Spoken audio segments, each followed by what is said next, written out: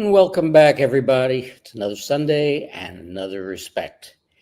And once again, we're going to be going back into that black hole about child trafficking. As we've said, and everybody's been saying for a long time now, it's all about the children. And this is why we're doing this. And tonight we have two very special guests following up on our last two very special guests. We have Ali Hopper and Dr. Jarrod Sadulski. Two people who co-authored Florida's House Bill 1545, the Protect Children from Adult Groomers Bill, and got that passed, and they've appeared before Congress in regard to trafficking. So without further ado, let's bring on our guests and welcome everybody. How are you guys doing? Good. How are you doing today, Mark? Absolutely excellent. How about you, Dr. Jarrod? Great. Grateful to be here. Grateful to have you. So let's get into this. Now, when you got involved in this, which evidently was you to begin with, Jarrod, as far as it comes to the bill and how you got into following up with child trafficking, how absolutely horrific all this stuff has gone, and trying to get out there and bring it to the public and bring it to the government. How did all that come about with you? Okay, well, there's a lot to unpack there. So 5 years ago, I was invited to come down to the nation in Central America. And I was invited to come down there to speak to their government on counter human trafficking and counter drug trafficking. And this is a nation that borders southern border of Mexico. It's a transshipment point of both trafficking and smuggling victims, as well as drugs. And part of that process was to go into basically go into their prison. And for the last 5 years, I've been leading teams to do humanitarian work at that prison. In the way that I've gotten involved in human trafficking, not so much the bill, but in terms of human trafficking, is that I've spent a lot of time in this prison where I've gotten to know a lot of the inmates, because we provide training for the inmates on life skills training, anger management, things of that nature. And we're investing time into the lives of these inmates, some of which are rehabilitated and are willing to talk about the crimes they committed and about what actually goes on in human trafficking operations. In fact, their information was so detailed that I published an article on it a couple of years ago. And the Committee on Homeland Security from the U.S. Congress actually read the article, reached out and said, we haven't heard any of this. Where did this come from? And I explained that it came from the traffickers that are responsible for this, that are incarcerated. And so that's really how I got involved in human trafficking overall. So it's really Ali that was the champion of the anti-grooming bill. So we can definitely talk more about trafficking, what we learned at the prison, because Ali comes into that prison with me in Central America and does the same work I do in terms of interviewing these traffickers. And that ultimately led to Ali's congressional testimony a couple weeks ago. Okay, perfect segue. Fill us in, Ali. Yeah, thank you, Mark. So I was involved with America's Future. I was at their Sarasota County Summit, where they're traveling. These summits involve traveling across the country to different cities and educating the public on what human trafficking is, what the signs are, what to look for, how to fight back, how to protect your community and your children. So I had attended these summits, and Mary Flynn leads that group, and I've gotten very close with her. And I asked her if there was anything else that I could be doing aside from the training that I was participating in to be able to assist and assist their efforts, basically. And she knew that my background was in paralegal. I was a paralegal, and that I had a passion for legislation. She looked at me and said, I actually have a piece of legislation. If you're interested in reviewing it and depending on your thoughts, I'd love you to run with it. So we connected. I later got the bill. And what it was an amendment it was a mom who was looking to amend the grooming bill in Illinois and to make it enhance the penalties from a felony 4 to a felony 3. And there were other components to it. Now that mom was Michelle Peterson, correct? Who correct. We had a couple of weeks ago. Yes. And so with that, I looked at the Florida criminal code and I was seeing how the amendment would fit in with Florida's criminal code. It was quickly then that I realized we actually didn't even have a grooming definition in our criminal code. So that amendment, that language wouldn't work here in Florida or actually any other state that doesn't have a grooming definition in their criminal code. So my dad is an attorney and my dad and I actually studied the Florida criminal code, the statutes that apply to child protection, and we were just astounded at the amount of loopholes that there were within the current criminal code as it relates to child protection and protecting from grooming. So we drafted language, compiled the language, put it together, found legislators, and by the end of it, we were able to get it signed by the governor. So it's in law now. It's a felony 3 in Florida for an adult to sexually groom a minor. And what exactly was added to it that gave it the bite that everybody was looking for?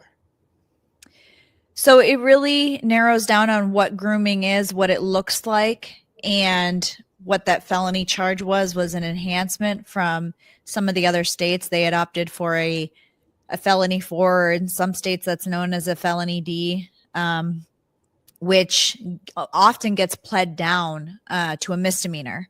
And in our state, we set it at a felony 3. So it is, you can plead down in some cases, but it is a lot harder to plead it down from a 3, skip the 4 and go to a misdemeanor. So that was the enhancement there, as well as a more robust definition. Now, how did the two of you get together on this? So we were at a, I guess, like a political activist event, and we ended up meeting, and I had heard about his work within human trafficking, and I heard that his background was in law enforcement. So this is while the bill was still, in play and moving through the process, and I wanted to get his opinion on the language and to make sure that from a law enforcement perspective that it had teeth to it so that law enforcement could use it when they were needing to intervene. And then Jarrod, I guess, take it from there as far as when I handed you the bill, what transpired? Yeah. So the bill was, what I liked about the bill was that it was not overly complex, right? I think it's about a half a page. And, it's something that Allie and I are actively involved now in training law enforcement and prosecutors in how to use the bill as a tool to prosecute these groomers. So, that ultimately, is how, my involvement with the bill is actually very limited because Allie really did everything. There's nothing to add whenever I read it. So, it is something that can impact meaningful change from a law enforcement perspective. Now, having worked in law enforcement, how much did you see in the way of child trafficking, child labor, sex trade, et cetera, and how difficult was it to enforce any kind of action or actually get these people off the streets prior to this bill actually coming to fruition? Right. So there's a huge lack of training in law enforcement in dealing with human trafficking cases. Many police officers don't really fully understand what trafficking is or certainly what it looks like. And, I could tell you as somebody that has been in law enforcement and not retired, but after 26 years between federal and local law enforcement, there's such a gap in understanding. The first human trafficking law on the books was only in 2001. So this is a relatively new concept. We've come across survivors of sex trafficking that have told us that twice they were arrested as a child under the age of 18 for prostitution, and they tried to argue their case to the officer that arrested them. Hey, I'm doing this against my will, and they didn't hear it. They still arrested them for prosecution. So that's not that far back. This isn't 20 years ago. This is within the last 10 years. So, it reflects the need for the bill in terms of protecting children from grooming online, which is where the vast majority of sex trafficking victims are located, is online. So this closes that loophole. But to answer your question from a law enforcement perspective, it is far more prevalent than what people in society realize. If you have a child and that child has access to the internet, they are a target of grooming. Is there any aspect, any direction that law enforcement could go, especially as we look forward to getting into a new realm of law enforcement and laws, et cetera, et cetera? Is there any way of actually enforcing that aside from the, I don't want to use the word entrapment because it's not, it's for a purpose, but other than the idea of baiting in predators and traffickers online in order to catch these people? There's no need to bait them in. They're putting themselves out there. Allie and I had a company run a scan of the internet in the county that we live in, Southwest Florida.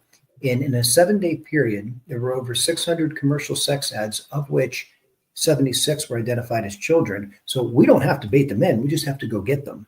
They're already putting themselves out there. It is so, and we did the same report in Texas between Fort Worth, Houston, and Austin.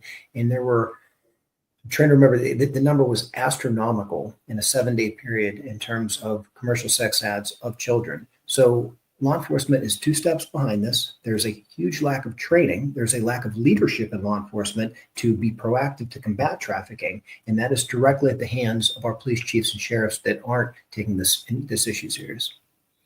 Now, as far as the people who are putting these ads out there, I mean, are they that emboldened or Absolutely. just plain stupid?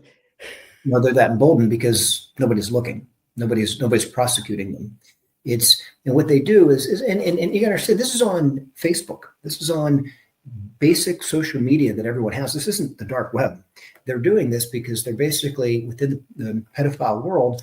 There are certain cartoon characters that reflect a child being sold for sex, so much so that it's down to the actual, depending on the character, the cartoon character they use, that tells the buyer how the age of the child. And this is part of the training that Allie and I do across the country is we train law enforcement, we train parents what to look for. Hey, if you're seeing these things on your child's phone, or if you're seeing these things in general, this is child trafficking on the internet. So that's one component of it. That's the selling of children on the internet. In terms of the grooming, if a child goes on the internet and says they hate their parents or nobody understands them, that is gold to the trafficker. That's what these groomers look for. Then they gain the trust of the victim. They lure that victim out of their safety and comfort zone of home. And then once they meet with the person they think cares about them, that is giving them the attention that they're not getting at home, that's when they end up being trafficked. Yeah, and it's interesting that Jarrod brings up the characters. The emojis are harder to be able to identify through the algorithms online. When you're using certain keywords in a certain phrase, like I am looking for, age, weight, gender, X, whatever you're looking for, that's easier for the algorithm to flag, but it's harder for them to flag an emoji because just as quickly as you can flag an emoji, they are changing the emoji. And then you have like some semblance of plausible deniability. People can say, oh, well, that was an accidental push of that emoji, or, oh, that's not what I meant by that. That means that, oh, I didn't know that. So it's a lot easier for them to mask their any nefarious intent through communicating through emojis. Now, to both of you, we've learned a lot over the past few months in regard to the difference between sheriffs and sheriff's departments and police departments, especially constitutional sheriffs. Is that a major pitfall in trying to get the quote unquote police departments to get more involved and to learn the aspects of tracking and catching these people than it is dealing with the sheriff's departments, especially the constitutional sheriff's departments in different counties across the country? Yep. I'll let So you take that one, Jared. that's what I thought. So we're seeing a shift, a shift in the right direction. We are seeing a shift where police administrators are recognizing that this is a bigger issue than what law enforcement is understanding, and they're pushing their officers into training. They're pushing their officers and deputies into prioritizing this issue of grooming of children, in fact, being trafficked. So, where, I started my career in 1997. So, back then there was no talk of any of this. Now, again, 2001 was our first law. Still another 10 years, following 9/11, that, this isn't something that was being looked at. But I would say even just in the last 6 months, we have seen a tremendous turn in attention toward addressing trafficking of children, by law enforcement. Because, if you think about it, traditionally going back to the case of girls that were under the age of 18 that were arrested for prostitution, that was typically how trafficking was dealt with, right? If you see them on the street, we'll get them off the street, arrest them. Hopefully they'll get services. And if they are being trafficked, somebody else will figure it out.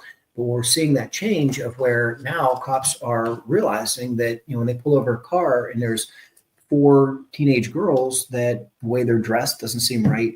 They appear to be under the influence of something, and they're with an adult male that's not related to any of the 4 children.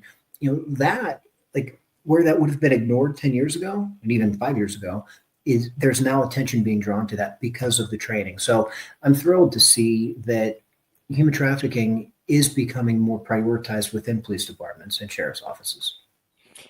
Now, we understand that since 2015, 2016, when Trump started really saying it's about the children, and just banging it in over and over and over again, why do you think it took, on such an important issue, such a vitally important issue, why do you think it took so long to get any kind of recognition, and took so long to try and protect our most valuable assets?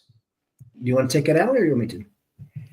Well, I think we both should. I think it's an interesting question. So from my perspective, just as a paralegal and just as a mom, and then your perspective as a law enforcement officer, I think it provides 2 different perspectives to an interesting question. I think at the time that President Trump was mentioning that, he was being hammered by the media. Nothing that he talked about, that he discussed, nothing was being taken seriously. Any subject matter that he mentioned, the media would make sure to discredit him very quickly. So the media, I would say, has a hand, and still today has a hand in covering up, how bad this problem really is, because they weren't talking about it then, and the more conservative media is talking about it now. But Jarrod and I know that we've been echoing this message consistently, and the middle left, leaning media don't want to talk about it. They haven't asked for any experts in this subject matter to discuss this topic. So I think even when Trump was mentioning it then, even the mentions of it now, they don't want to talk about it. Well, it's a topic that a lot of people, not just in the media or public officials, don't want to talk about. It's a type of thing that's almost become taboo. But I go back to when I first started in the business, and you look back at something like Eitan Pates, who just disappeared on his way to school. The John Benet Ramsey case. Different things like that. And you look at them in a whole other perspective now, knowing that these things have gone on. And let's face it, people have known for forever that children get abducted and sold into slavery, into prostitution, et cetera, et cetera. But as we just stated, choose to ignore it. Yeah. And go ahead, Jarrod.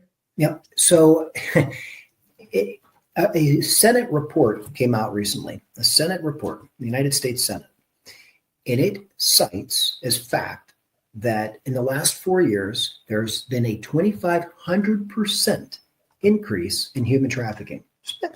Let's let that sink in for a second.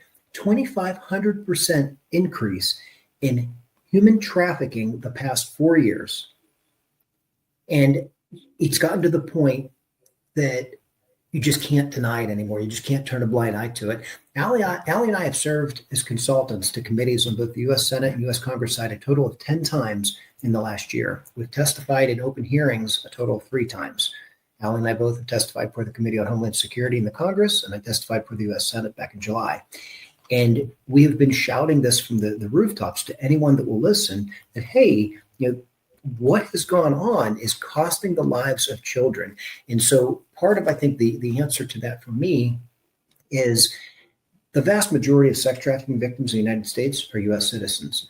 But the fact that so many migrant children are being trafficked, that is part of where I think the attention is coming from. And I think it's important that that issue is addressed. But I also think it's important to identify that the vast majority of these victims are U.S. citizens. But I can tell you in terms of migrant trafficking of children, what I've seen is horrifying. Horrifying. I was in a shelter in McAllen, Texas, earlier this year in February, and I was talking to all these migrants. There's a couple hundred people in there. Every one of them had been processed by Border Patrol, given a court date 4 to 7 years in the future, and released. But because they had no money and nowhere to go, a shelter, a migrant, like an NGO shelter, took them in, and that's where they were being housed. And while I was there and I was talking to them, every single person I talked to was victimized en route to the border by the cartel. One individual, him and his family, were kidnapped, taken to where they could have money sent to them via Western Union so that they could live. The saddest story was a mother who refused to let her child out of her arms for hours. Now, she's in a shelter where she's safe. There's 50 children running around. When staff asked, well, why don't you let your child out of your arms? You're safe here. You're in the United States. She explained that en route to the southwest border, the cartel stole not only all of her belongings, but the other 2 children she began the voyage with, which made me wonder, why do the cartels want children? Then I discovered that we've done away with DNA testing. The cartels have recognized that they can use tax dollars to traffic children around the United States. And Allie, do you want to explain specifically how that's happened the last 4 years? Yeah. So when a child comes to the border and they are either with individuals that are no longer being tested to confirm that they are related, or they show up without a adult, guardian, they are processed by Border Patrol and placed in what's known as the Unaccompanied Children Program. This program is housed under the Office of Refugee Resettlement, and that program is under Health and Human Services. And under the Unaccompanied Children Program, they are tasked with, the child gives the name and phone number of where they want to go, the sponsor's name and phone number, address. It goes into a database, and there is virtually no verification done, little to no verification done on the background of I would say no meaningful background on the sponsor, on the address, location, and to make sure that there is any sort of relation with that sponsor, that the child even knows that sponsor. And so there have been accounts where children have been sent to known pedophiles, known MS-13 gang members. They've been sent to 300, I believe it was 300 that were sent to a one block in the same city, or an open field, noted in open field. And all the verification that was required was a verification through the U.S. Postal Service that it was a legitimate address through the post office.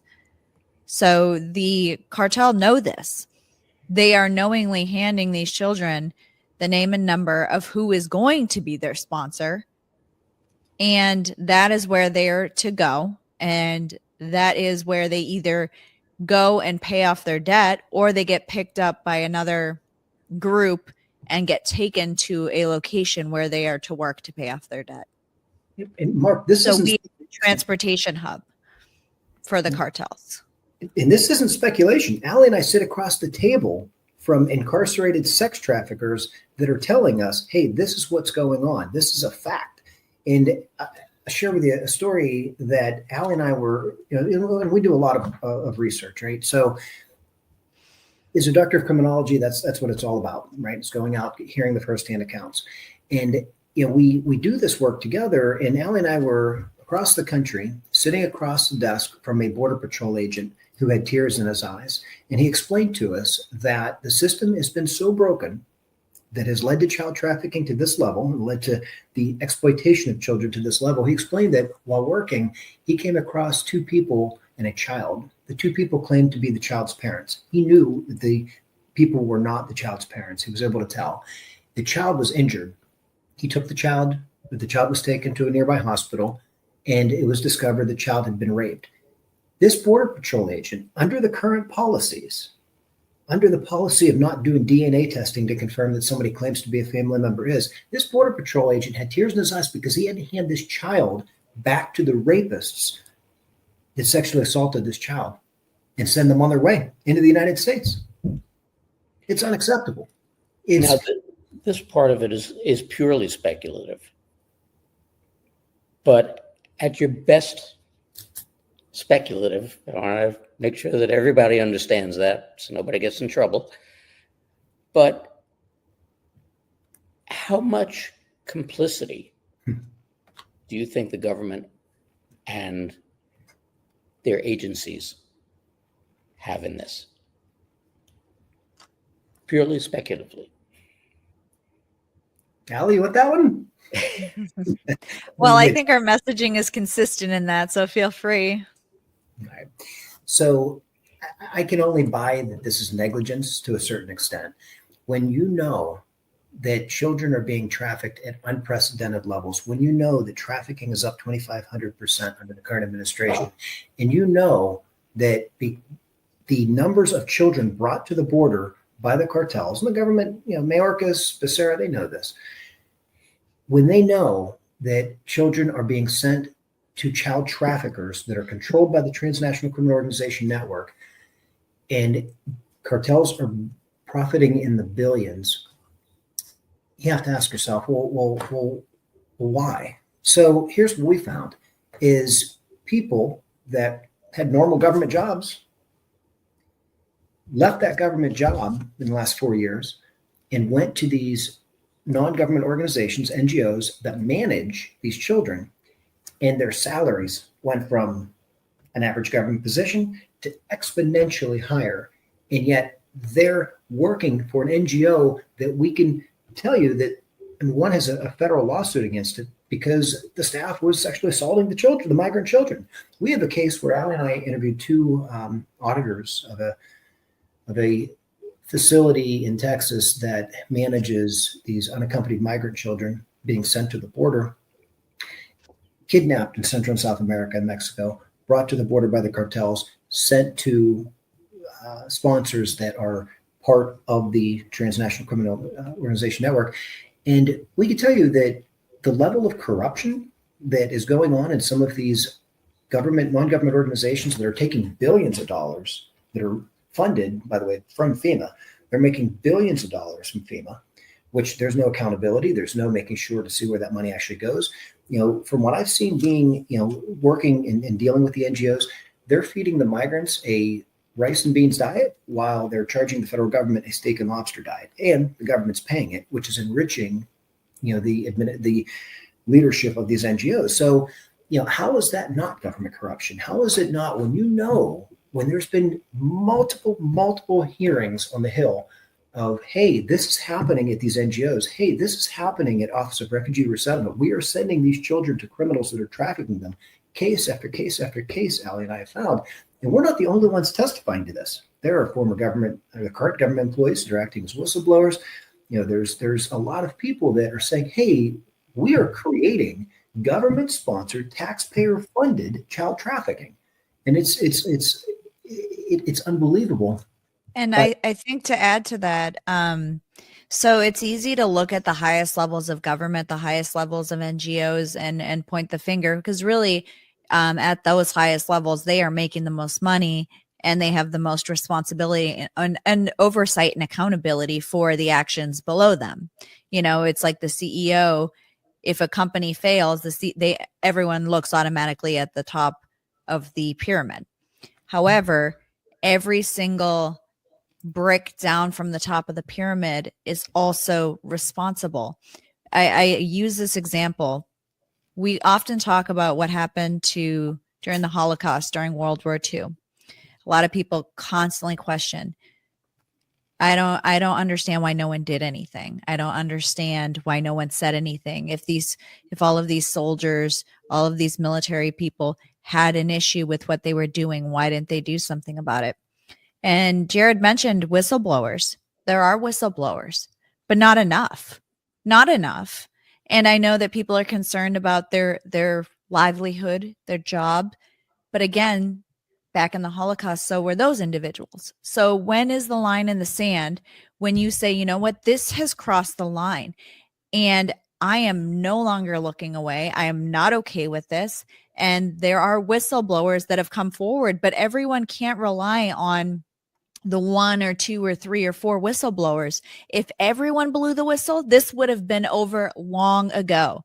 But because there's only 1 or 2, I mean, if you look at the industry, so let's take HHS, the Office of Refugee Resettlement. If every single individual in that office blew the whistle and said, this is corrupt, we're going to, get an investigation, get this audited, they wouldn't have anyone to even run the program in the office if everyone blew the whistle and they had no more staff because everyone was blowing the whistle. So we have to realize that collectively we have a lot more power together than we do just looking at and looking for someone else to blow the whistle.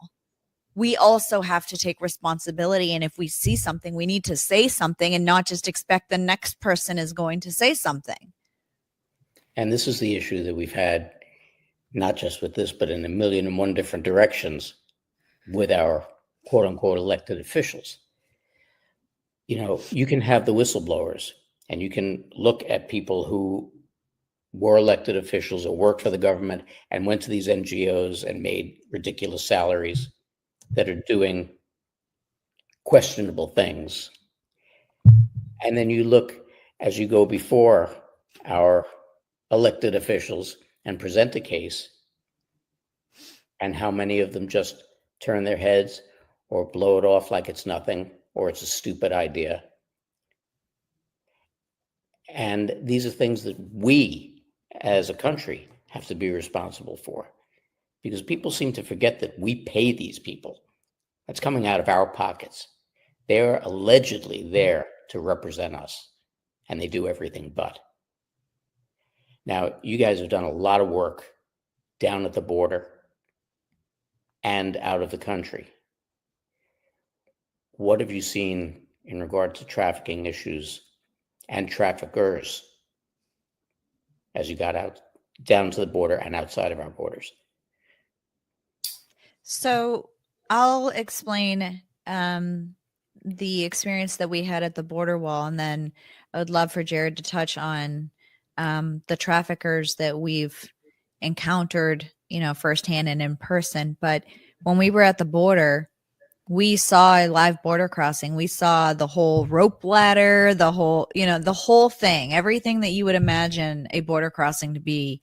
It was. You saw a male and a female and what looked like their child. We can't confirm that or negate that. And they handed this child through the panels of the border wall. On the other side, there were 2 masked cartel members, and they just had no rush, no bother that we were there, no bother that they were being photographed and videoed. And it was in broad daylight. And when we had our phones out, at one point, you had a cartel member wave the peace sign like this, like, no concern in the world. And that really begs the question of why the cartel members really have no concern. Go ahead, Jarrod. Yeah. So they have no concern because the current administration has tied the hands of our Border Patrol, tied the hands of our HSI, and of our immigration officials in terms of enforcing the law. So the last 5 years, I've been going down into this prison, and I explained to him that, hey, we can't do anything about the victims we've explored in the past, but by talking to us, you can help protect future victims. And we target the ones that are in a rehabilitation program, or at least want to be in a rehabilitation program. So Allie and I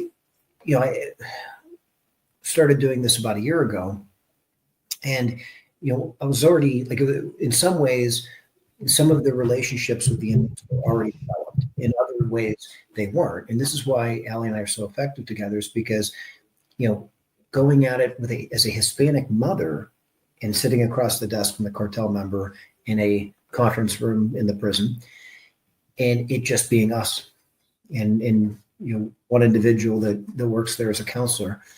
And so you don't have the staff, in terms of, you don't have like a guard standing over them where they're going to be afraid to talk. They are opening up, and they are telling us things that are so graphic and detailed that I can't share, the graphic details, but I can tell you that, they've explained things like organ harvesting. Al and I sat across the desk from a cartel member that he was explaining to us about 3 livers that he's observed harvested in veterinary clinics and in the basement at a hospital in a town in Mexico. He told us where. And like, we are given such detailed information, and it's just unbelievable how much, once you gain the trust of these guys, they're willing to open up and share, because they know it's wrong.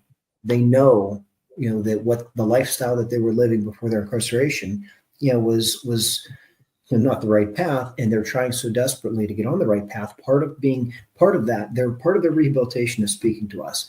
And Allie being able to connect with them, Mark, I wish you could have seen it. It was incredible. Guy that, we're playing good cop, bad cop. Bad cop wasn't working for him.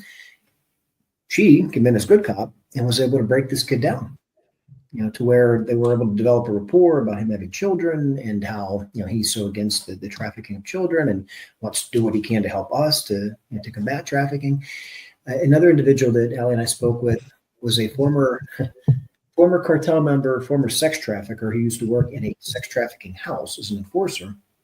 And he gave us detailed information about the operations within sex trafficking houses, how the first house acts as a processing center. The second house is where the actual exploitation occurs. And what people need to realize is that, when people are trafficked up from the border, and if they have not paid their debt, they're still brought to the border, but they're placed into trafficking situations. And it looks differently in different cases.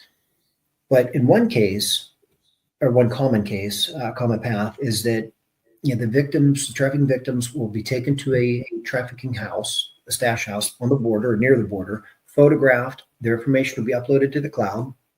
From there, they'll be sent to the second stash house. Well, what's important to note is that second stash house is not on the border.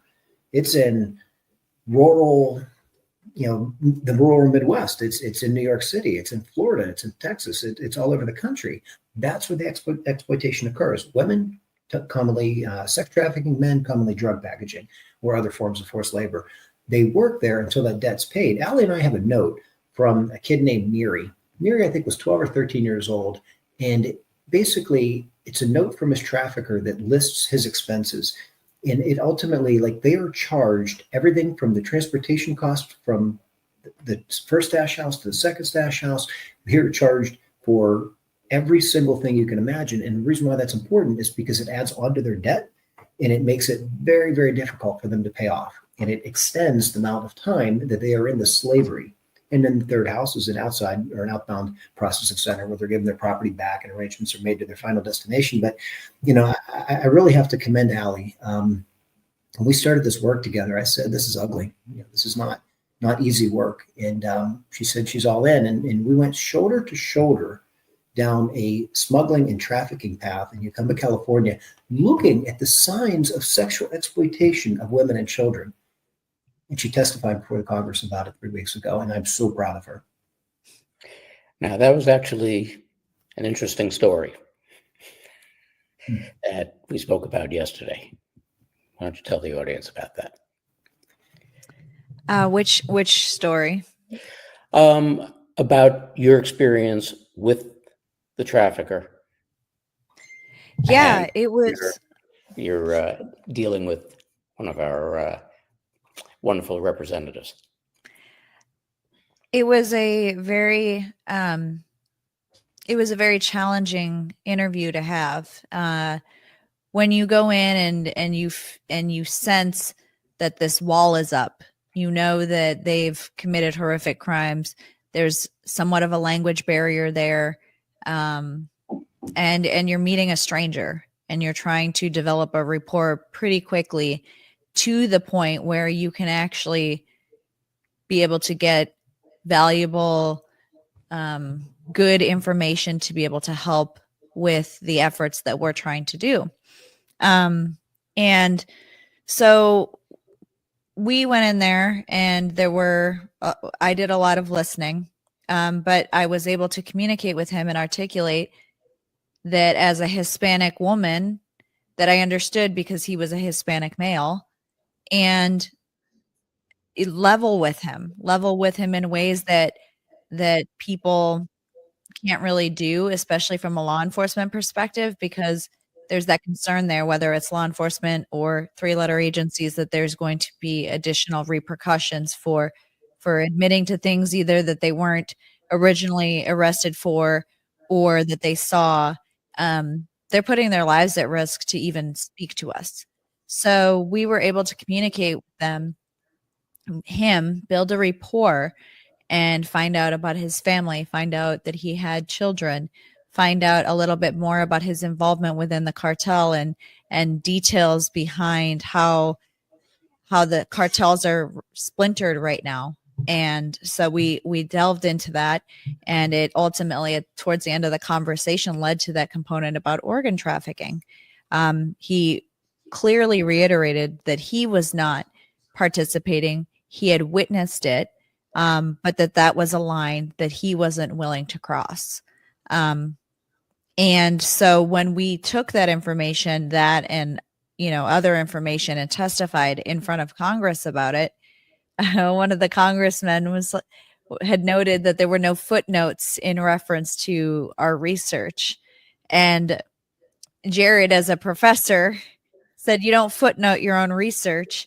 But when I had responded, I said, "With all due respect, sir, I'm not going to list the name and information of the incarcerated cartel member that I spoke to. But yes, organ trafficking is happening, and it is happening for U.S. buyers, even if the actual harvesting of the organs isn't happening in the U.S., at least in this circumstance." So Now that's another huge aspect of this that I think a lot of people don't really understand. We've heard a lot about the children being trafficked. We've heard a lot about adrenochrome. But a lot of people, I think, don't actually understand the fact that there's a gross amount of organ harvesting and organ trafficking, black market organ trafficking that goes on. How large an industry or offshoot of the industry is that, and how much of it is here, how much of it is global? for the organ harvesting component, the organ trafficking. So it's tough to put a number on things like this, things that are done in the shadows, and especially when certain governments don't even want to track it. Either they're looking the other way because they want to deny it's happening, or they're looking the other way because they're participating in it. Not There's some countries where the governments are complicit in it all the way to the highest levels. But what I will say is, when we had asked an incarcerated or had asked a former, cartel member, the rehabilitated one that we had referenced earlier, he said, "I will ask you this question. If you knew that your child had only weeks to live or months to live, but it was going to take years for your child to get that organ on that donor list, wouldn't you do anything for your child? If you said, 'Here, I can offer you an organ, no questions asked, or even if they lie and say, oh yeah, it's from, somebody that willingly donated it, you would never know. And so the market is so big because these organs are in such high demand. People need organs, and it's something that can't be easily replicated. So, yeah.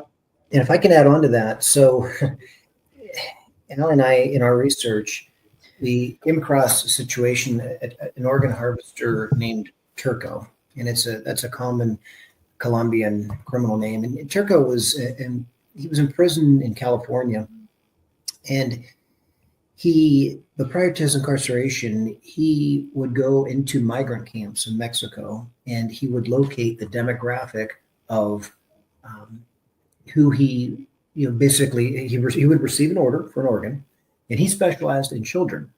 So he would receive an order for an organ of a child. He would go into these migrant camps. He would compel the parents, or at least the guardian or the person watching the child or traveling with the child, while his children are unaccompanied. And he said that if the child was unaccompanied, he would just take them. If the child had, a guardian or a parent with them, he would compel them and convince them that he can get the child safely to the United States and reunite them with family later. And parents are giving children over to this guy because he's convincing them that he has the child's best interest in mind. The last organ that Turco harvested was the right eye of a 12-year-old boy for $15,000 in Mexico. That's a fact. These things are happening, and Ali had a great point. One of the things that cartel members, Jalisco New Generation cartel member, what he really emphasized, two things. One is that, that not all cartels are involved in harming children. And he really emphasized that. And he also really emphasized that the vast majority of buyers who are going to Mexico for organs are U.S. citizens. Wow. I mean, when you think about it as a whole, and you look at the business of organ trafficking, and especially dealing with whether you're dealing with kids or you're dealing with adults, mm-hmm. There are some organs that you're not going to get without taking the life of the quote unquote donor. Basically, you're talking wholesale murder here that these people are allowed to get away with. Again, absolutely. With the complicity of our government. Well, in terms of the involvement of the government in trafficking, what I could say is that in terms of organ trafficking, I'm not able to say much on that because a lot of it is happening in Mexico. So Ali and I recently interviewed a Mexican journalist, and she explained something to us horrifying, like all the other work that we do. And she explained that currently people that are coming into Mexico, into southern Mexico, from all over the world, but mostly Central and South America, and they go through this path where they go into southern Mexico, that every one of them, unless they are in the company of a paid smuggler, are kidnapped. They're kidnapped by taxi drivers. They're kidnapped by buses will pull up and compel them to get in there, and they're taken to what are old abandoned farms. And at these farms, they're basically held there until they're able to pay a small ransom. The ransom is $100 for an adult or teenager. If the child's under 10, it's $50. The cartels will give them Wi-Fi and the bank account information in Mexico to have this bribe or extortion fee sent to. From there, they are basically given a pass and then taken to Tapachula, which is where the Mexican government for the last 10 months now, 11 months, have been basically rounding up migrants from all over the country and bringing them to this city in South Mexico. Now, why that's important and how I think it answers your question is we know it's been reported on the AP. Everything I'm saying has been reported on the AP. So we know, and as a country, certainly our government knows, that a vast majority of these people, aside from being extorted, are being sexually assaulted, are being physically abused. And our government is doing nothing to compel Mexico to protect these migrants and these children. And it's resulting in unspeakable levels of exploitation of these people, because if the Mexican government is not compelled to provide protections to these migrants, then there are no protections for these migrants. And our government has come out with an official statement and said, well, it's the Mexican government's responsibility to protect the migrants. We know they're not, yet we're doing nothing to do anything to compel them to do so. So I don't know that, I can necessarily say that, the government is doing that, like that, that they're responsible for it, but I can tell you they're doing nothing to stop it. Bypassing the premise of politicians on the take. And we're talking in Mexico here. Do you think that the Mexican government, or most of the South and Central American governments, are capable of repelling or going up against these cartels? Great question. Do you want that, Allie? I think well, from my perspective, and Jarrod can take whatever I don't address, I think it depends on what country you're looking at. Some of them have very robust divisions and departments dedicated to human trafficking and combating human trafficking, and in many cases operate better than we do in the United States on a fraction of the cost that we spend. But it depends on the country that you're talking about. Let's say Mexico, for instance. Go ahead, Jarrod. So to add on to Allie's point and then go to Mexico. So Allie and I soon are going to Colombia in South America, which I work very closely with. And when Allie said that, that's the first country I thought of. There is a country that is doing more to combat human trafficking than I would articulate that our federal government is doing. And that's part of why Allie and I are going is, we're going to learn from them to bring up, to bring the information up here, which, is part of our work. This is an ongoing thing. This is an ongoing thing. We work with Colombia very closely, Interpol in particular in Colombia. And so, but in terms of Mexico, in terms of the government, it's a failed state. Yeah. I mean, I spend a lot of time in Mexico, and I'm telling you, it is the cartels that have control, not the government. And the government, the cartels are fully in the pockets of the politicians there. If the politicians don't go along with what the cartels tell them to do, they're dead. I mean, it's like that was in the 80s in Colombia. And, it's unfortunate. We send a lot of money to Mexico. And the Mexican government, Allie and I were on the border not long ago, and there was a little outpost of Mexican military guys, 4 to 5 guys that were between the ages of 18 and 22. And our, for lack of a better word, tour guide, person that lives on the border that was giving us this tour, explained that, the cartel, in particular, the Jalisco New Generation cartel controls this area of the border. They're so powerful that if these guys weren't looking the other way or weren't doing what the cartel tells them to do, they'd be killed. And I believe that because we have drone footage, our team has drone footage of cartel and Mexican military trafficking drugs together. I mean, you could see the border, you could see them working together, and you could see them exchanging packages. I mean, it's insane, the level of corruption within the Mexican government and the level of power that the cartels exert over those politicians. Well, then this is the general problem that I'm trying to get at, is the point that you kind of globally, you might have the initiative here of Executive Order 13818, which will seize the assets of people who were involved in child trafficking, et cetera, et cetera. And that's here. Now, it might be a global initiative also, but in the interim, even between now and January 20th, how do you stop these people when globally every government is in a situation where they're in such a deficit that they can't afford to do the necessary things, barring battling something as large as trafficking, be it drugs, human lives, organs, anything else. And you get countries that don't have as powerful a military as we have. You have corrupt leaders, et cetera, et cetera. Is it kind of like banging your head against the wall, trying to get an inch here and an inch there and an inch there. But every time you gain an inch, you get knocked back a foot.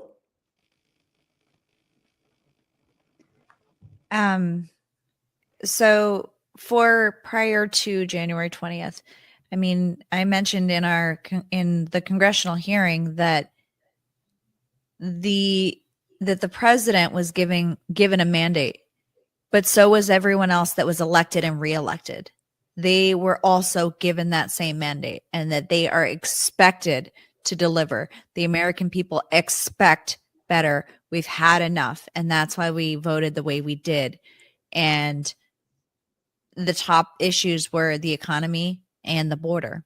And so, we'll see past January 20th what ends up happening.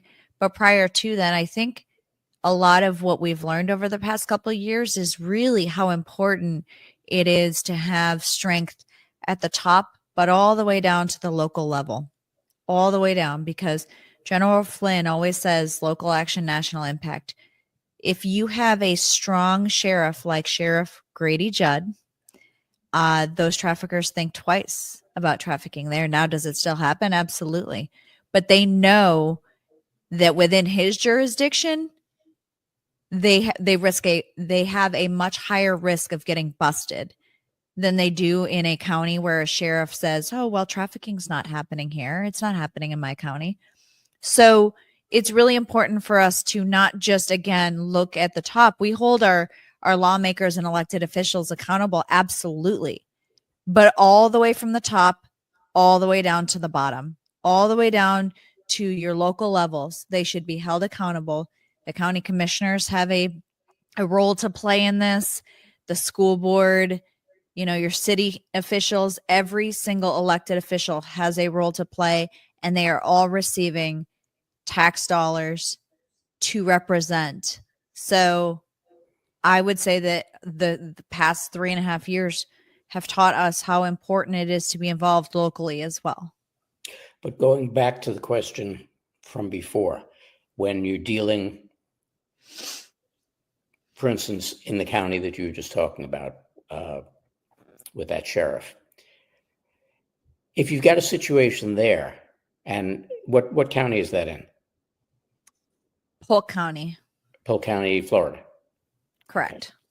So if you've got a situation there whereby you've got the sheriff's office and sheriff's department acting in regard to the people, acting constitutionally, and you've got a police department that's acting politically, how does that get combated?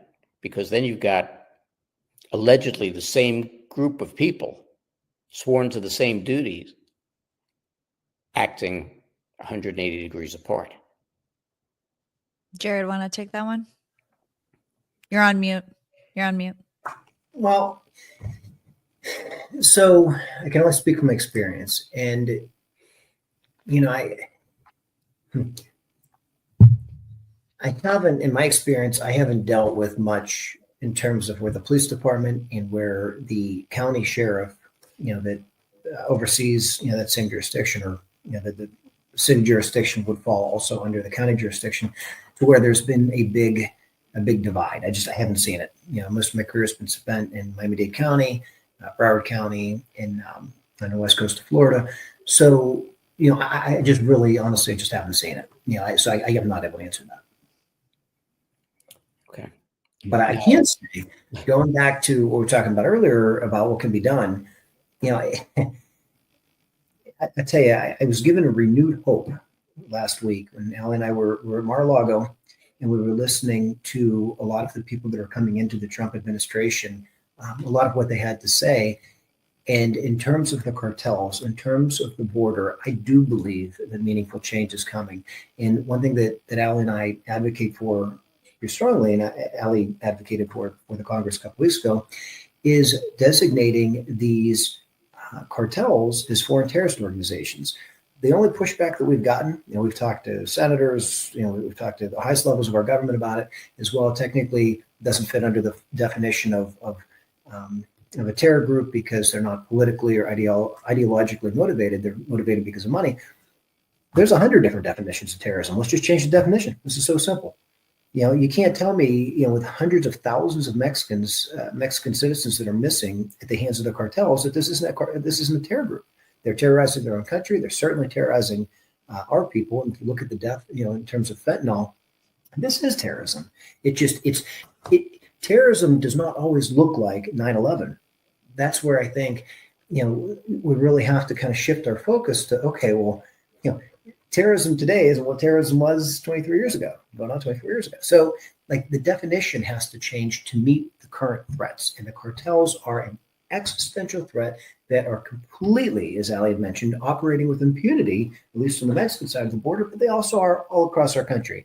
And I would be remiss if I didn't mention Tren de Aragua, which is a Venezuelan gang that's made some media attention. Ali and I's interviews down in Central America in this prison, when we bring up TDA, this Venezuelan gang, everyone has said the same thing. Do you want to share what that is, Ali? That they're a terror organization. Exactly. And actually, Peru has designated them as such. We call them a gang. We sit there. I think there was an interview with JD Vance where one of the news contributors or news hosts were saying, well, it's just one or two apartment buildings. And JD said, just one or two? Our American citizens are being threatened by a Venezuelan gang. And in some countries, that very gang is designated as a terrorist organization. We have heard directly that once you receive a certain amount of TDA gang members, it really is hard to get rid of them. They ingrain themselves and ingratiate themselves into the way that each community works. And it's really hard to remove them once they've established themselves there. So it is going to be a very tough problem, especially when you have sanctuary cities and sanctuary states. The San Diego, I think it was the county commissioners that voted or the city commissioners that voted to keep San Diego a sanctuary city and had one of the most robust sanctuary city policies. And I saw an article a few days later where the sheriff, basically refuted that and said, well, that's your whatever you put forward, great, but that your responsibilities don't fall in line. Like I, as a sheriff in San Diego, those are my responsibilities, and you don't have oversight into what my responsibilities are. So we need to remind these elected officials of what their responsibilities actually are and to stay in their own lanes. So that empowered sheriffs across the country, I believe, to be able to take a stand and fight back. Because at what point does a county commissioner have jurisdiction over or, say over what a sheriff does? Well, supposedly, if they're constitutional sheriffs, they don't have say. And that's the key to it. And that was also another big event that happened last week in the sense of New York City Mayor Eric Adams deciding he's had enough and will do everything that he can to help take the city back from what's going on. So there are slow turns there, but people would like to see things occur a little bit faster than they have been. Now, you guys are going down to Colombia, and you said that they are very, very big on trying to fight trafficking. But Colombia has also been a very, very dangerous epicenter of drugs and trafficking and this and that and the other. How does a country like that, how have you found them taking on that monumental task against such great odds? Yeah. So they really, so here's what they've done that's different than what we've done, right? So they have really focused on training for their prosecutors, and they have, we have some human trafficking divisions in our bigger cities. They've made it nationwide to where, they have specialized units that are both law enforcement and prosecutors that work hand in hand. All they do is counter trafficking, and they do it at a higher level than what we're doing here. And they're also very big on, they've signed MOUs with 17 different nations to basically, work together to, to really track where these victims are going whenever they leave Colombia. And in Colombia, before I started this work, because I started in Colombia 5 years ago as well, I would have thought that most Colombian trafficking victims come to the United States. They don't. The vast majority of them actually go to Asia. That's where the biggest market for Colombian sex trafficking victims are. And so they work very closely with certain Asian nations to, to basically, share this information.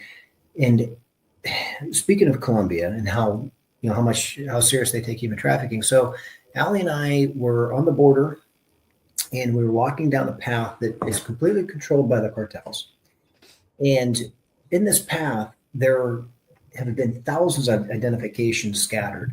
And the reason why is because the cartels bring these people to the United States. They erase their history by getting rid of their identifications. Often they give them new identifications, or the people just select a new name. And then whenever they come in the United States and they present themselves to Border Patrol, people are not running from Border Patrol. People want to get caught by Border Patrol because they're given asylum and a court date 4 to 7 years in the future. Currently, that's going to change soon. So what's happening is you're just, you're having these paths on the border, and you see all these identifications. While Allie and I are walking, and we pick up the passport of a 3 or 5-year-old. 5-year-old. A 5-year-old Colombian girl. And we picked this passport up, and it was relatively new, so it hadn't been there too long. And I told Allie, and I talked, and we said, we're going to find this girl. We may not be able to do anything about the 320,000 children that have been processed at the border, sent to unvetted sponsors, and are currently missing. But we are going to actively look for this child. First step we took, because she was Colombian, was we reached out to our connections at Interpol. They did an investigation. They found out this child did not have the required parental consent to leave Colombia. So we knew that the child was in the hands of the cartel. We knew that the child did not have the required consent to leave Colombia from the father. And so what we did was, we worked with different organizations, some of which do facial recognition on the internet. They can go, and because we have the child's face, because we have the passport, we still have the passport. Allie actually has it. And so we're able to go and see if this child's being sold for sex, to see if this child's being sold for illegal adoption. And, when we first started this, we reached out to a trusted, he's an expert really, in rescuing children that are victims of sex trafficking. And he told us we're wasting our time. He said that child is either dead or so far buried in the underworld and sex trafficking world, you're never going to find her. Well, we didn't give up. And it took about 2 months. And Allie and I, we found her in Oklahoma City, and she's safe today. And there's still a lot of moving parts with the story. I can't say too much about it, but the child's safe. And we saw her. So, it's that is a lot of the work that we do. It's become a passion. We're doing this as humanitarians. We both have full-time jobs, outside of this humanitarian work, although this work is a full-time job in itself. And, I would say that, going back to the whistleblower thing, people have reached out to us. See, the thing is Allie and I are not into this at all for ourselves. We are into this truly for these children and to be a voice for the voiceless. And people have reached out to us, and have wanted to share information that they're scared to share with, the federal whistleblower program through ORR. They're scared to share because it could get them fired. And I could tell your audience that, if there is somebody out there that says, hey, I am sick of what I'm seeing at work, I just can't say anything, you can talk to us. 26 years of federal law enforcement, I'm retired. Al and I, we work together every day doing this work. They could reach out to us through the website. And depending on what direction they want to go, we can get them in contact with the highest levels of our government after January 20th that can be trusted, that can protect their careers, and that they can take that information and investigate and make meaningful change without jeopardizing that person's job. See, that's a very important thing. But along those lines, and this is kind of a different direction in a way. We know how awaken people feel in regard to what's been going on, what we've been made aware of, et cetera, et cetera. What kind of a personal toll as people doing this kind of work and as parents does this take on you guys? I mean, there are times where what we see, what we encounter, it takes a very big toll. You come home and you just have a greater appreciation for your family, for the freedoms that we are awarded, here in the United States, but it also puts you a little bit more on high alert. You see things differently. You see threats differently. You're a lot more cautious and reserved, but it is hard to not, you can't unsee what you've seen and you can't unknow what you know. But I wouldn't let that deter anybody from learning and seeing and knowing and learning as much as they can about it, because ultimately, just because you're not seeking out the information doesn't stop it from happening. But Jarrod, what about the wait for you? Yeah, I mean, the way I look at it is, it kind of goes back to the law enforcement career, right? If we don't do it, then who? And it's been placed, for both Allie and I, our faith is very important to us. So, that there's a faith component to this. And we're here doing this for a reason. Neither of us asked to do it. Neither of us sought this out. It just, when things come together in the way that they have, I believe there's a higher power bringing it together. And we are seeing meaningful change. The sacrifice that we're making and the emotional toll that this does take on you. You're not human if, when you look at the sexual exploitation evidence along a migrant path and you come to California, you're not human if that doesn't, weigh heavily on you, especially when you're a father and a mother. And so, but the way I look at it is we truly have an opportunity to be a voice for the voiceless, and whatever, personal cost that comes, it's worth it.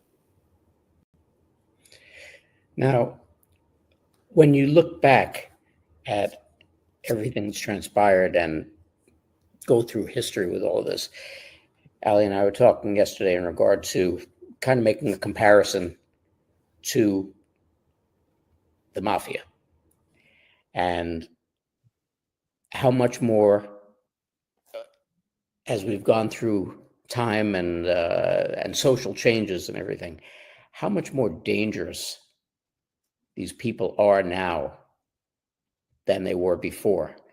And in conjunction with that, the lack of, it almost causes like turf wars in the sense of the lack of respect and honor, if you want to call it that mobsters had before, and lines that they wouldn't cross and people that they wouldn't cross. And now it's, I wouldn't say free for all, but pretty close to it. Allie. Do you, Jarrod, want to explain what happened that caused a major divide between the cartels? Yep, that's where I was going with it. So, so there's old guard and new guard, right, in the cartel that they refer to it as. So old guard, Jalisco New Generation cartel, they're extremely violent, extremely dangerous, yet they are what would be considered old guard, right? El Mencho, still their leader. Things don't happen in that cartel without the blessing and permission of leadership. That's rare. After El Chapo got arrested, the Sinaloa cartel splintered into all these little factions, and they don't have any rules. There's no more hierarchy. There's no more people to ask if you need, to get permission to murder somebody. They just murder them. So I would say that the cartels are exponentially more dangerous than the old mafia, because the old mafia had a hierarchy, where now the cartels are splintering and there is no hierarchy. There is no one person, or at least lieutenant of that one person, that makes a decision on whether somebody can be murdered or not. When Allie and I were in Mexico, because part of the work that we do, if going into Central America wasn't dangerous enough, is we actually go into Mexico, and you have to go and you see it. But you get the cartel guys, they stand out. And Allie and I were in Mexico the last time we were there, and we were watching this cartel guy, and we were in Jalisco New Generation cartel territory, and which is also interesting that each cartel owns a different section of the border. And then sometimes they'll fight over a certain section, but it's pretty well divided, right? The east side is the Gulf cartel. Then you've got, the Zetas are pretty much gone. Each section of the cartel, like Arizona, is controlled by Sinaloa, where further west, it used to be part of it's the Tijuana cartel, was left to them, but a lot of it's the Jalisco New Generation cartel is taking over that territory. And so when we were there, we're watching this cartel guy, and he's taking a picture of somebody else, fortunately not us, but the way he's taking it is very obvious that he doesn't want anybody to see that he's taking the picture. And the reason why that occurs is because, he's getting permission, or he is at least confirming the identity of the person that he's sent out to look for. So that's old guard. New guard, they just, if somebody is in their way, then they don't ask permission. They just immediately take the person out. So to that extent, and to what's going on in terms of the infighting amongst the cartels, because everybody's fighting for territory, everybody's fighting for power. And, that level of violence is made them far more dangerous than the traditional mafia. But there were also lines that the mafia wouldn't cross. Family was always very important to the mafia.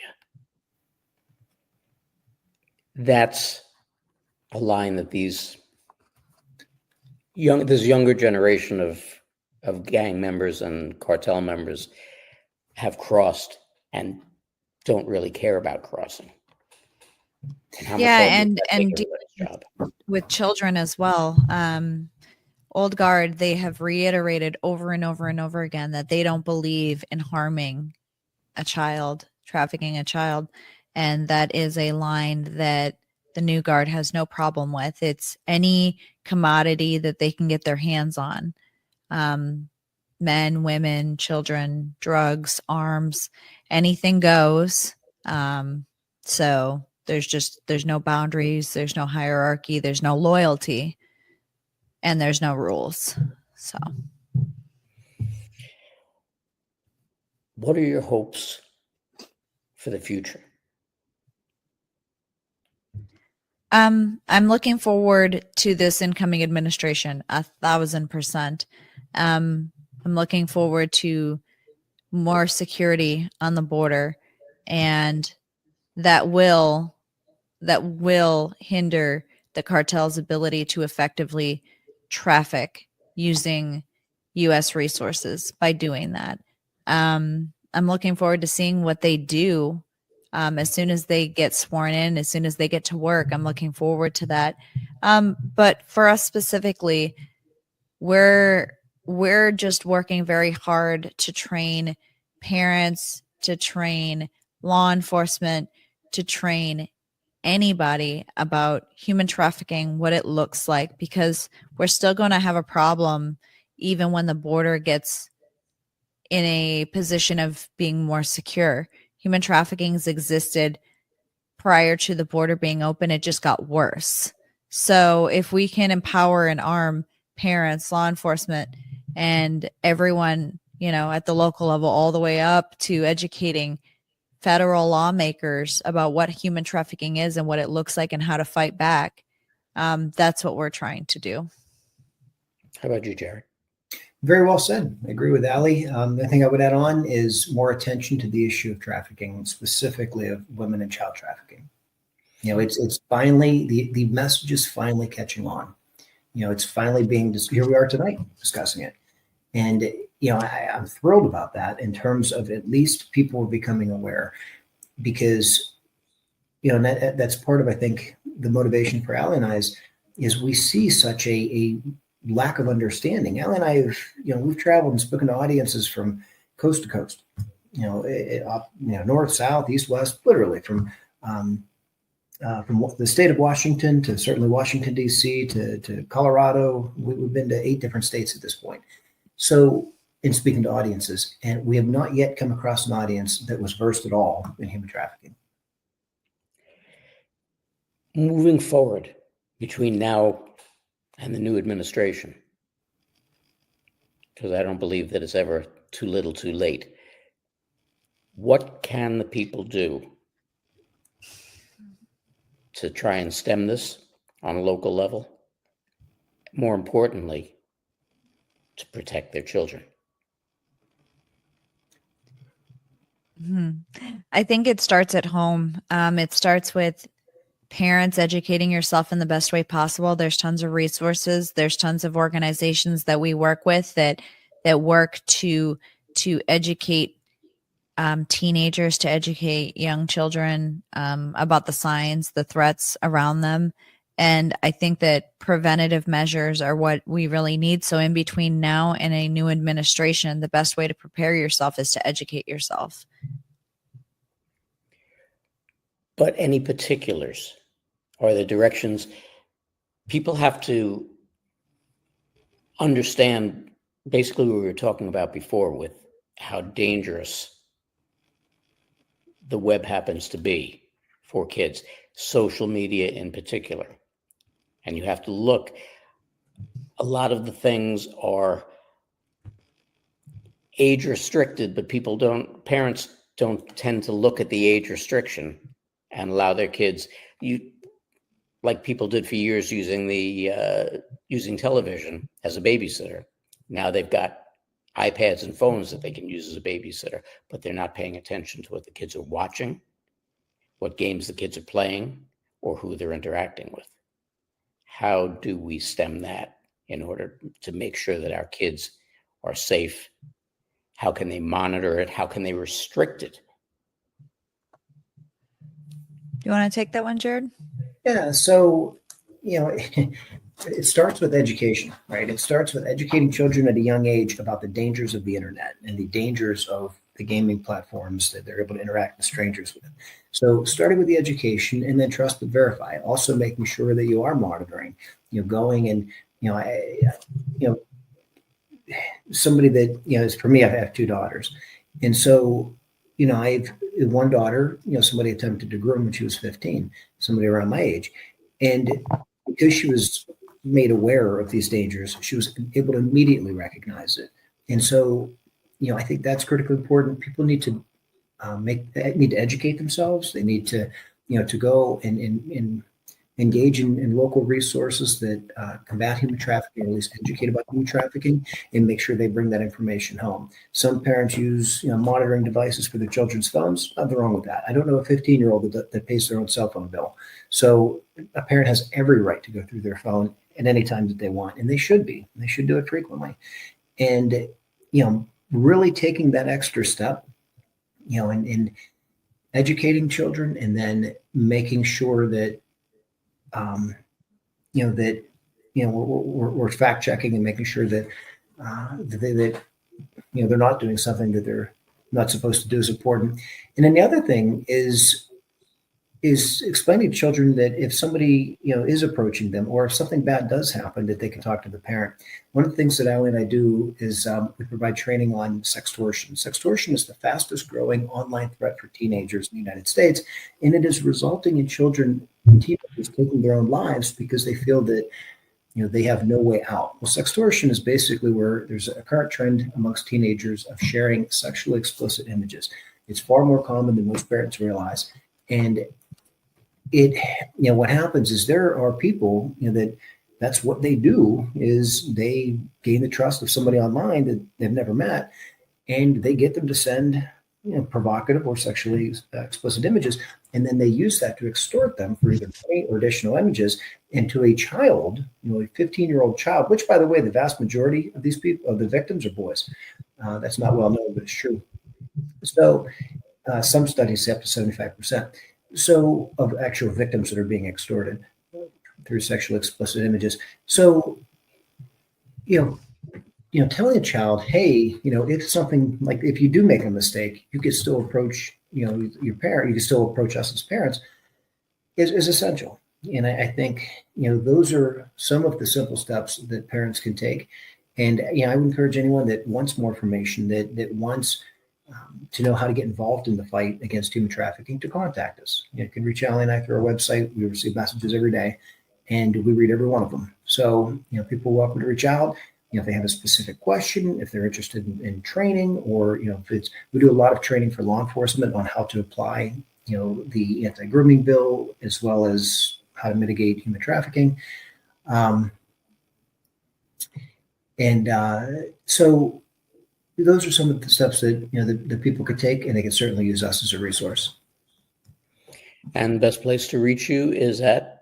Yep, www.sadulski, SADULSKI.com, or you could Google either of our names and our information will pop up. Well, let's just go right to left. Any closing comments, Jarrod? The fact that you have us on here means that you care, and I appreciate that. I truly do. Yeah, I would like to echo that as well. It's not an easy subject to talk about, and you guys have done a phenomenal job getting the word out, being motivated, finding, new individuals to come up and speak about different perspectives on this issue. And so it takes people like you guys to get the message out there, because we can only do so much research, but if it's not able to be put out to the public, then it doesn't do as much good. So thank you for everything that you've done in this fight as well. As I said to you before, it's an honor and a privilege, but it's also our duty to be doing this, because we all have to take part and hold ourselves responsible for where we are. And that's, I think, a process that people have a lot of difficulty with. But we have to hold ourselves responsible for where we are, what has transpired, and how to fix it for the future. And I'm very thankful to have had both of you on. I was very thankful to have Mary Flynn and Michelle Peterson on before to start this conversation, you guys to continue it, and we'll be continuing it again next week. I think that more and more people have to hear all of these stories, understand the situation, how dire it is, how dangerous it is, not for people in a foreign land, not for people crossing our southern border, right here all across our country. And it's an important thing. And I want to thank you guys for everything that you do, the hard work that you do, the difficult positions that you put yourselves in. Thank you. Thank you so much. Tonight. And I want to thank Doug and Claudia and Kat and Kerry for helping us out tonight, keeping us on the air, making sure that everybody gets to see this.